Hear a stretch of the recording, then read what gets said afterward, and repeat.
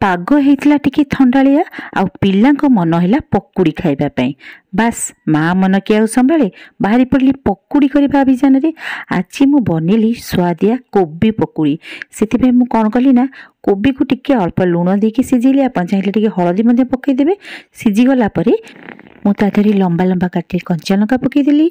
तापरे मु पियाज को मध्ये लंबा लंबा काटी पकई देली एवं ताधरी मु देइदिली आउ टिके अल्प लुण, जीरा गुंड, लंका गुंड एवं टिके गरम मसला गुंड मध्ये पकई देइथिली। बास तापरे मु कौन कली ना मुसमुसिया हवा पाई ताधरी टिके पकई देली कॉर्नफ्लोर 2 चम्मच। तापरे मु बेसन पकाई पानी दे भल भाबे गोळै नेली। एबे मोर गरम टकटकिया तेल रे मु मुसमुसिया पकुड़ी सब छाणी नेली। आउ पकुड़ी जेतबळे पूरा प्रस्तुत हेगला आउ तिले मात्र विलंब न करी पिला मानकु चखेली।